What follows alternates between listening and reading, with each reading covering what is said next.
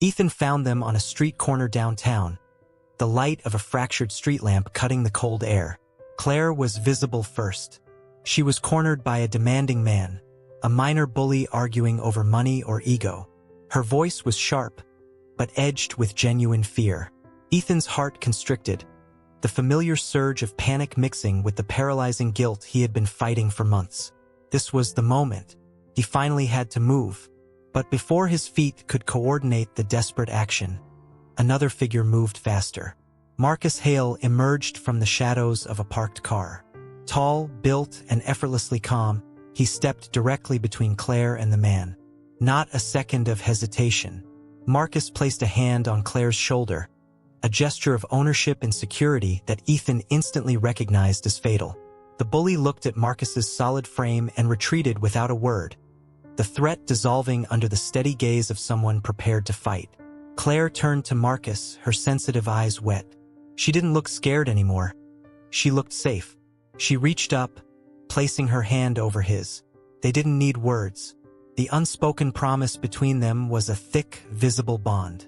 Ethan, standing 50 feet away, cloaked in the shadows of the future he couldn't change, felt the air leave his lungs. This was it. The exact scenario he had traveled back in time to prevent, yet his failed attempts had only cemented it. Marcus wasn't an oppose. Just a placeholder. He was the consequence of Ethan's permanent silence. Everything he had left undone. Every word he hadn't spoken. Every fight he had refused to enter. It all materialized in the protective shield Marcus now offered Claire. I had the power to prevent this replacement. I went back to the day that changed everything. And I failed. But to understand this failure, we must return to the moment I first woke up in the past. Ethan Cole was living in a time that felt like stolen property. The air in his small apartment was lighter than the oppressive atmosphere of the future, yet it pressed down on him with the weight of imminent failure. This past, this temporary second chance, was the world where Claire still loved him unconditionally, or at least before the crucial silence that had ended them. His routine was the strained imitation of the life he remembered. He walked the same blocks, smelled the same coffee beans from the corner shop. But every detail was a ticking clock. Ethan knew the day. It was the afternoon of the gallery opening, the time when his boss had called with an emergency, and Ethan, prioritizing his career panic over Claire's need for him to speak up against her dismissive father, had hung up and remained silent. That single failure of courage had cemented his future of loneliness. He found Claire at the gallery setting up the final pieces. She looked exactly as he remembered, filled with the nervous energy she always got before a show. Her honey blonde hair was pulled back, emphasizing the sensitive quality of her eyes. Ethan approached, his movements stiff. He needed to reestablish the connection, but this time he had to set the stage for the defense he knew he must make later tonight. "Claire," he said, his voice coming out too loud, too urgent. She turned, her expression softening into a familiar smile, but then a flicker of confusion crossed her face. "Ethan, you look stressed. Did something happen?" He leaned closer, trying to inject the gravity of their shared, non-existent future into the moment. "We need to talk about tonight, about your father. If he says anything at all, I want you to know I'm going to be there. I'll stand up for you." Claire frowned, taking a small step back. "Why are you talking about this now?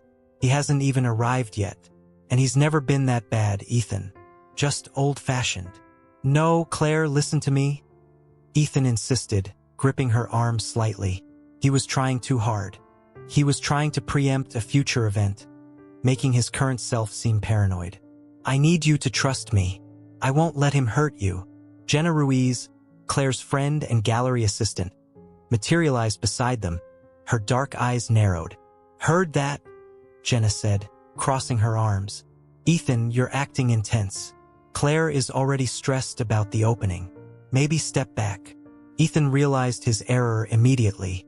His attempt at protective foresight had come across as controlling and unhinged. The past Ethan would have been calm and supportive. This panicked Ethan was generating distance, not closeness. "I'm sorry," Ethan murmured, letting go of her arm. "Just excited for you." He retreated, leaving Claire looking at him with undeniable concern. He watched them from the edge of the room.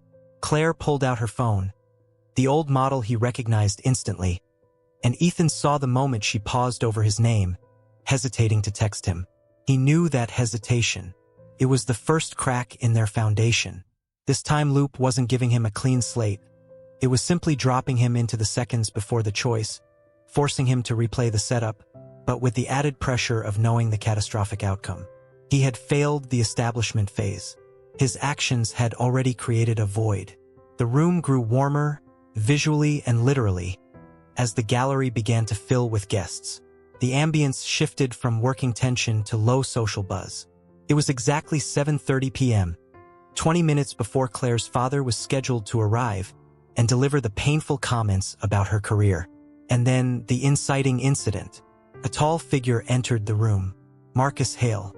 Ethan froze, his breath catching. He knew Marcus from the Shattered Future, the man who eventually married Claire. But seeing him now in this past iteration was different. Marcus was not just a name. He was a tangible presence, exuding casual sophistication and confidence. He moved through the crowd easily, his eyes scanning until he located Claire. Ethan watched Marcus approach her. Unlike Ethan's rushed, desperate attempt at connection moments earlier, Marcus's approach was measured, calm. He carried 2 glasses of sparkling water, offering one to Claire and one to Jenna. "Hard work deserves a small reward," Marcus said to Claire, his voice low and firm. Claire smiled genuinely, a relief evident in her expression that hadn't been there when she spoke to Ethan. Ethan felt the cold grip of urgency seize him, replacing the quiet dread. He had been so focused on correcting his own error that he had forgotten the consequence of that error, the space he left behind. And that space was now filled. Marcus started talking to Claire about one of the sculptures. Their interaction was fluid, punctuated by shared laughter. Ethan observed how Marcus listened, leaning slightly, his posture open, mirroring confidence and focus. It was the attentive presence that Ethan himself had failed to provide in the crucial moments. The environment around Marcus and Claire seemed to warm, the nearby lights reflecting a subtle golden hue off the wall. To Ethan, standing 10 feet away, everything remained filtered through a cold, distant gray. Ethan realized the timeline was shifting faster than he anticipated. In the original timeline, Marcus had only met Claire weeks after the gallery incident, introduced by Jenna. Now, here he was, before the defining moment, already establishing ease and rapport. Ethan's clumsy attempt to rush the defense had only pushed Claire toward immediate, non-panicked comfort, which Marcus effortlessly provided. A minor disaster occurred. A careless waiter bumped a rolling display stand, sending a framed print sliding toward the floor. It wasn't a serious threat, but it required immediate action. Before Claire could even react, Marcus was there. He moved swiftly, placing his hand firmly on the sliding frame, stopping it inches above the marble. He held it steady, his body momentarily shielding Claire from the potential mess. "Careful," Marcus said, looking at Claire, a brief, reassuring glance. Claire's expression was one of gratitude and surprised relief. She reached out and touched his arm, a gesture of instinctive trust. Ethan watched the exchange from the shadows near the back wall. The sight was a physical blow. Marcus had executed the perfect act of protection, unprompted, effective, and immediate. It was everything Ethan had failed to be when he returned in time, and everything he would fail to be in an hour when Claire's father arrived. The quiet dread was gone, replaced by raw, frantic despair. Ethan understood that his attempt to fix the past had accelerated the future he feared most. He hadn't just returned to the past to fix a mistake. He had returned to watch another man establish the foundation of the life Ethan forfeited. The time he thought he had to redeem himself was already gone. The void was sealed. Marcus Hale was the protector Ethan should have been, and he was here now, defending Claire, even from minor, accidental threats. The unease Ethan felt earlier solidified into urgent, corrosive jealousy. He had to act immediately, or his future would be stolen from him, piece by agonizing piece. Ethan tasted the failure before it materialized. He was back in the coffee shop, the yellow light of the lamppost outside casting long, sick shadows across the worn wooden floor.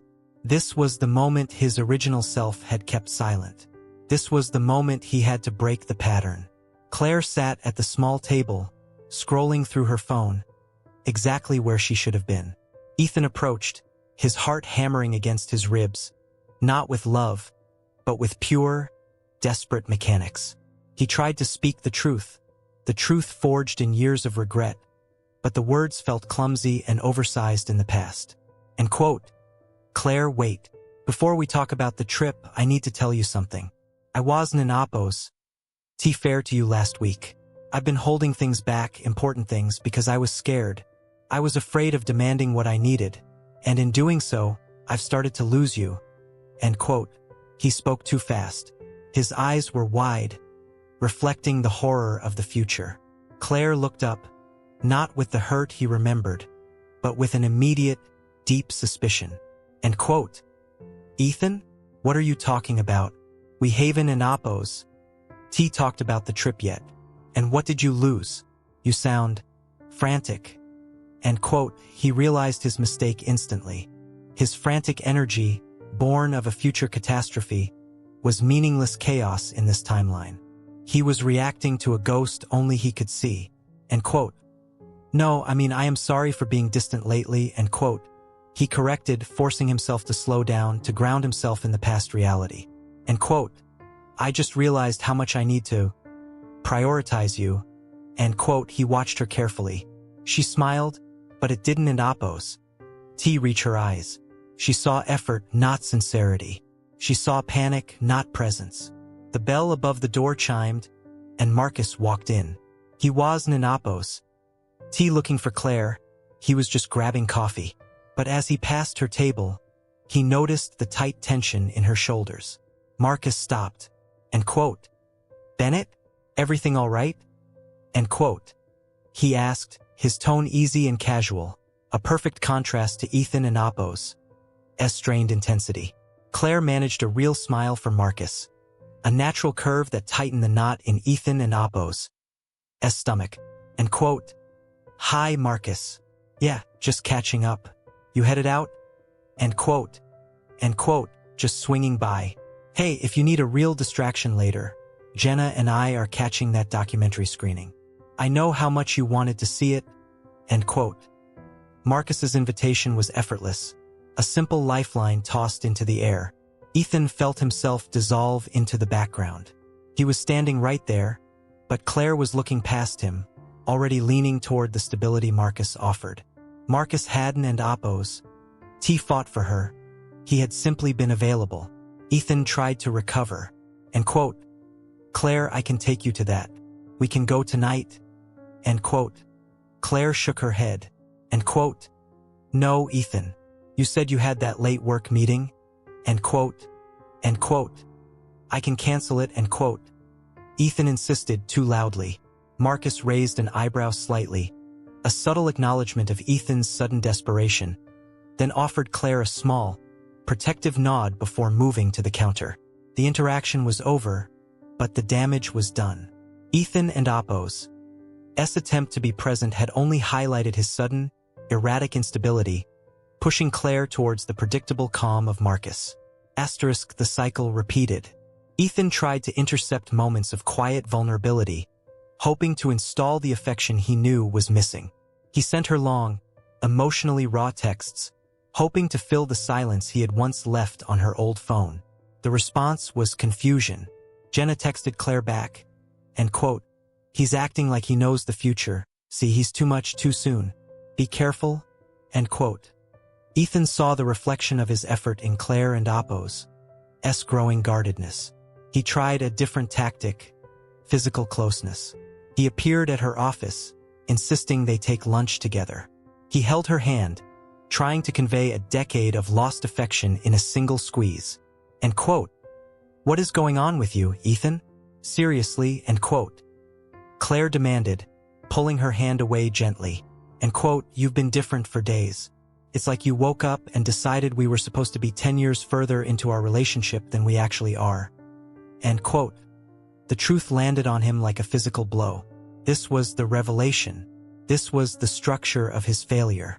He wasn't starting from the moment of error. He was starting from the moment of guilt. He was bringing the emotional weight of their broken future into their intact past. His attempts to communicate his decade of regret only translated to erratic, boundary-violating behavior in the eyes of the past version of Claire. He wasn't Apos. T fixing the silence. He was replacing it with anxiety. The realization was terrifying. The time travel hadn't and Apos. T given him a clean slate. It had given him a tainted clock. Every frantic effort he made was pushing her away because she sensed the desperation, the instability, the emotional bankruptcy that defined his future self. He had become his own antagonist. He backed away, physically recoiling from Claire's desk. He saw the flicker of pity or maybe fear in her eyes. And quote, "I need air," end quote. He mumbled, turning and almost running into the hallway. He spent the next 24 hours in a spiral of analysis. He could no longer try to fix specific moments. Every moment was contaminated by his presence. His only recourse was to try and understand Marcus's appeal, to understand the absence he was filling. He found Marcus at the local library, helping Claire volunteer for a charity event. They were folding pamphlets, easy and efficient. They weren't and Apos. T leaning into each other romantically, but they were in rhythm. They shared silent moments of understanding. Marcus was reliable, competent, and present. Ethan watched from the doorway, rigid, his dark jacket pulled tight around him. Marcus didn't and Apos. T tried to win Claire. He simply offered stability, the bedrock Ethan had never provided. Ethan knew he was running out of time, or rather, running out of past. The temporal window felt like it was closing, pulling him back to the wreckage he created. He attempted one last, desperate communication. He showed up at Claire's apartment late, knocking persistently. Claire opened the door, her face tired, and quote, "Ethan, it's late. You need to stop this," end quote, end quote. "I can't stop," end quote. He whispered, pushing the words past the lump in his throat. End quote. "I see what I'm doing, but I can't stop. I know what's coming, Claire. I know how much I regret it. Just give me a chance to show you I'm not that man." End quote. End quote. "But you were that man," end quote. Claire said softly, her voice heavy with fatigue and disappointment. End quote. "You are the man who shows up terrified and demanding, not the man who shows up consistently. I need distance, Ethan. Real distance." End quote. The door started to close. End quote. "Claire, please." End quote. He pleaded, sticking his hand out, hoping to stop the door, hoping to stop the future. She looked at his hand, the hand of a man who only acted when desperate, and she didn't and Apos. T pulled back the door. She closed it slowly, firmly, leaving him standing in the cold hallway, lit only by the lonely, yellow safety light above the door. Ethan felt the familiar, sickening lurch in his stomach. The temporal shift was complete. He was being dragged back. Asterisk, he woke up in his threadbare armchair, the silence of his lonely apartment pressing in. The present. He checked his phone.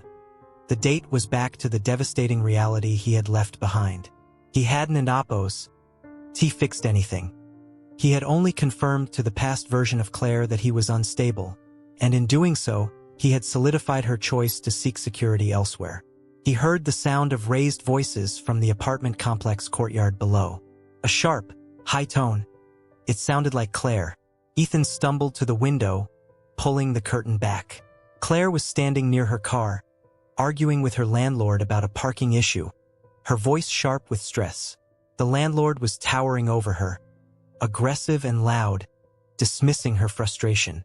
Ethan felt the familiar paralysis start to set in, the learned habit of silence, the ingrained fear of confrontation. This was the kind of moment, mundane and threatening, where he had always backed down. Then Marcus appeared.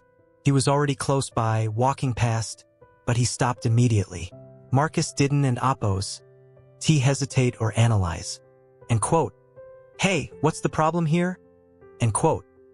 Marcus asked, his voice low, firm, stepping fluidly between Claire and the landlord. Marcus didn't and Apos. T touched Claire, but the gesture was undeniably protective. He positioned his body so that the landlord had to address him, physically drawing the tension away from Claire. End quote. This doesn't an oppose. T concern you, Hale, end quote. The landlord spat. End quote. It concerns me if my neighbor is being harassed, end quote. Marcus countered calmly, his presence unwavering. Claire stepped slightly behind Marcus, pulling her shoulders back, resting momentarily in the safety he offered. Ethan stood frozen at the window, 32 years old, witnessing the scene from the vantage point of regret.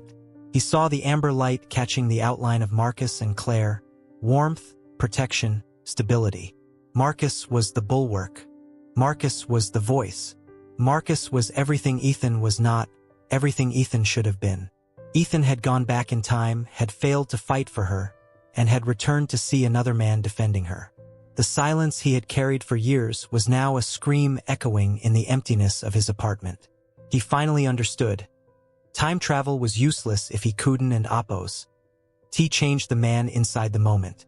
His fight was not against Marcus, but against the fear that always silenced him.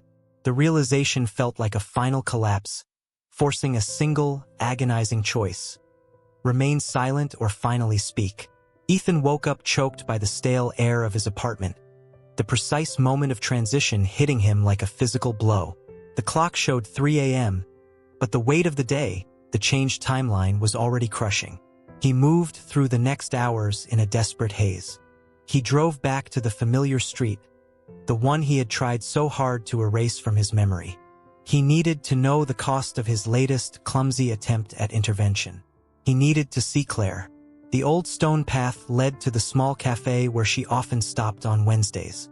Ethan parked across the street, sinking low in the seat, feeling the pervasive coldness of the night that mirrored the chill in his chest. When she arrived, she wasn't and oppose. T alone. Marcus Hale was there, taller, firmer, radiating a calm certainty that Ethan had never possessed. They were laughing, a casual intimacy woven into the simple act of walking together. The laughter died instantly. They reached the doorway just as a sudden argument erupted. It was Jenna, Claire's friend, confronting Claire about a deeply sensitive professional decision. A decision Claire felt pressured into. The exact type of pressure Ethan had once failed to mitigate. Jenna's voice was sharp, accusatory, fueled by protective anger. End quote. You let them do this to you again, Claire. You always compromise when you shoot an oppose. T. End quote. Jenna spat the words out.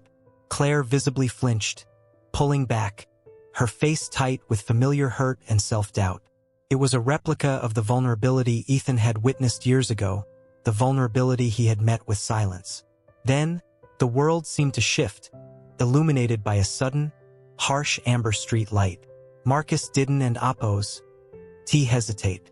He stepped immediately, physically, between the two women. His presence was a solid, unmoving wall. End quote. Enough, end quote. Marcus stated, his voice low but utterly commanding. He didn't and oppose. TL. He simply terminated the conflict by inserting himself as the boundary. He didn't and oppose. T look at Jenna. His gaze was fixed entirely on Claire. He gently took her arm, turning her away from the harsh words. The move was subtle, but its meaning was absolute. He was absorbing the impact. He was her shield. From across the street, watching the scene unfold, Ethan felt the floor drop out of his reality. This wasn't an oppose. T just Marcus existing in the present. This was Marcus performing the exact, singular act of courage and defense that Ethan had failed to perform in the past. It was too late. He had traded one silence for another, one failure for an even deeper despair. His attempts to correct the past had not only failed to restore his place, they had actively engineered the perfect environment for Marcus to thrive. The silence that had haunted Ethan for years suddenly roared in his ears. He realized that the initial, devastating silence had an oppose. T occurred on one specific day in the past. It was a chronic condition and internal paralysis that followed him across time. He had returned to the past, but he had brought the cowardice with him. He had been so focused on changing the event that he neglected to change the man. Ethan watched as Marcus spoke softly to Claire, drawing her into the safety of the cafe. Marcus didn't oppose. T tried to solve her problem. He merely protected her from the immediate pain. He gave her the security that Ethan, even with a second chance, was still incapable of providing. The realization was a knife turning slowly in his gut. Ethan had been fighting the wrong enemy. His enemy wasn't Oppos. Tea time wasn't Oppos. T Marcus wasn't Oppos. T fate. His enemy was the sound of his own throat closing whenever a fight was required. His car was his coffin, the darkness his camouflage. He was the ghost, perpetually watching the life that should have been his, now being lived by a better man.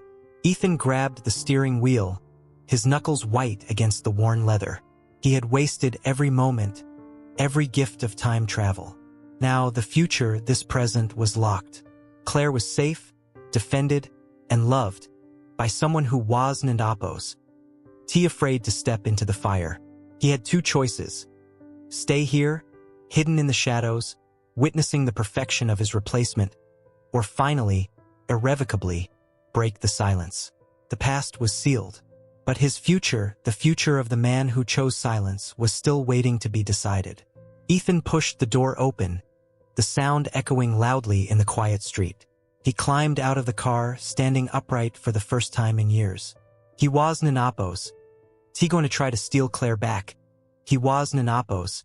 T going to fight Marcus. He was going to walk across that street, look Marcus and Claire in the eye, and speak the truth that had been trapped inside him for so long, the admission of his own failure. The cold night air hit his face. Every instinct screamed at him to retreat, to vanish back into the obscurity where he belonged. But the vision of Marcus shielding Claire held him captive. He walked toward the cafe door, toward the light, toward the confrontation. It wasn't Oppos. T about redemption anymore. It was about finally, tragically, owning his story. The silence was broken. He reached the threshold, the golden light of the cafe spilling onto the pavement. He took a deep breath, ready to face the wreckage he had created, ready to finally, truly speak. I know this story is intense, and that is exactly why I share these moments. If you value truth and enjoy stories that make you think and feel, do the following. Consider subscribing to the channel and comment what city you are watching from. It is the best way to ensure you do not miss the next life lesson. Ethan sat on the edge of his bed, the silence of the present apartment suffocating him more completely than the entire journey through time ever could. His clothes felt heavy. His hands were shaking slightly, not from fear of the confrontation, but from the sudden, cold clarity of acceptance. He played the scene in his mind. Marcus stepping in front of Claire, not yelling, not posturing, simply placing his body between her and the threat, absorbing the noise.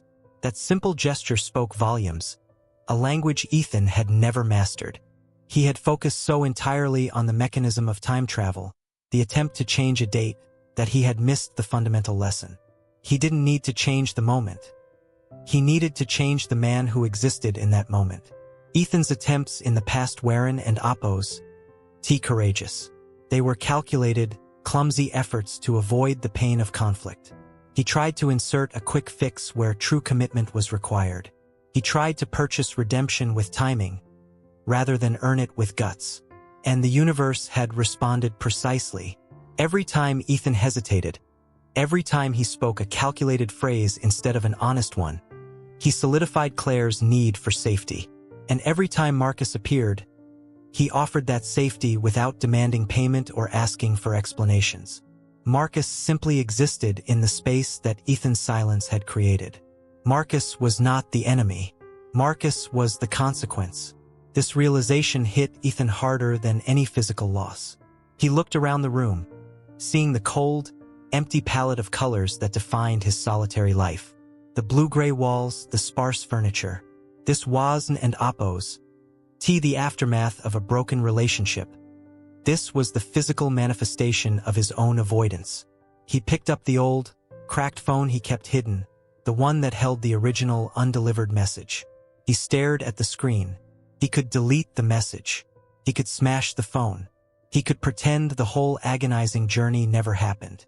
But he knew the scar was now internal, permanently etched onto his timeline. Redemption wasn't and Appos.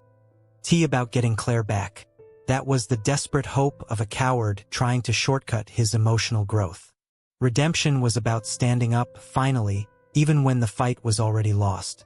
It was about defining himself not by the win, but by the courage to articulate the truth he had hidden for years. Ethan finally saw his opponent clearly. It was the 32-year-old man who still couldn't and Appos. T speak when it mattered most. He didn't contact Claire. He didn't storm Marcus's apartment. He didn't make a dramatic declaration of love. All those actions would be for himself, a final desperate plea for a second chance he hadn't and Appos. T earned. Instead, Ethan decided on the one thing that truly reflected his new understanding. He would let them be. He would accept that Claire had found the peace and protection he was too damaged to provide. His absence now was an act of genuine love, a final, painful commitment to her well-being over his own desire. He stood up, his posture no longer rigid with forced self-control, but straightened by genuine, devastating acceptance. The journey was over not because he fixed the past, but because he finally faced the present. The narrator, speaking now with the weight of someone who has witnessed genuine tragedy, steps in to deliver the final lesson. You travel through life making choices. Some are loud and public. Others are quiet omissions, the words you swallow, the fights you avoid, the fears you allow to define your perimeter. Ethan's story is not about the magic of time travel. It is about the merciless finality of silence. We often imagine that a second chance means a clean slate, a chance to simply retry the action. But time travel is a poor substitute for courage. If you return to the past with the same fear and the same flaws, you Dawn and Appos. T rewrite the future. You simply reinforce the original failure. The universe granted Ethan the chance to revisit his greatest regret, and in doing so, it forced him to look beneath the surface of the event and see the rot in his own character. His lack of voice in that moment wasn't an Appos. T a mistake. It was the inevitable product of years spent prioritizing comfort over conflict, safety over truth. And the terrible, beautiful moral of this painful journey? The moment you are trying to fix is never the singular problem. It is merely the symptom of the person you were at that time. You cannot use time travel to leapfrog over personal development. You must do the hard work of becoming the person who deserves the future you want. If Ethan had truly changed, he wouldn't and Appos. T have needed the time machine. He would have spoken up the first time. The most profound sacrifice Ethan made wasn't and Appos. T the attempt to return to the past. It was the final, heartbreaking decision to stay silent in the present, not out of fear, but out of recognition that true love prioritizes the beloved and Appos' happiness, even if that happiness is found with another man. He finally fought for Claire by realizing that his truest fight had to be with himself. He learned that the cost of omission is not just loss, but replacement. And sometimes, the only way to achieve redemption is to accept the consequences, mourn the lost future, and finally start building a life where fear no longer dictates the script. He didn't in Appos. T win the girl, but he won his voice back.